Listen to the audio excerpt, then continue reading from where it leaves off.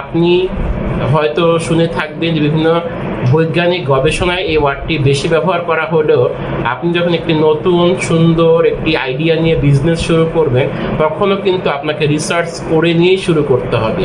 আপনি অনেক বড় বড় বিজনেস শুরু করছেন বা ছোট বিজনেস শুরু করেন না কেন, আপনাকে রিসার্চ করতে হবে। এই রিসার্চ করতে গেলে অবশ্যই আপনাকে এর পিছনে কিছু অর্থ খরচ হতে পারে, যেটি সম্পর্কে আপনি আগে থেকেই জানেন না বা আগে থেকে বুঝবেন না। এই যে এখানে যে অর্থ খরচ হবে বা এখানে যে অর্থ খরচ হওয়ার যেটি প্রসঙ্গ চলে এসেছে, এখানেও কিন্তু এক্সপেন্স ওয়ার্ডটি ব্যবহার করা হয়।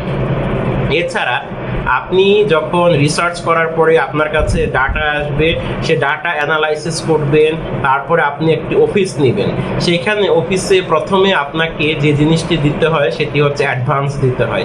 এই যে আপনি অ্যাডভান্স দিলেন, অ্যাডভান্স যে দিতে হবে, সেখানেও কিন্তু আপনাকে এক্সপেন্স ওয়ার্ডটি চলে আসবে বা এক্সপেন্স ওয়ার্ডটি নিয়ে সেখানে কিন্তু কাজ আছে বা কথা হবে।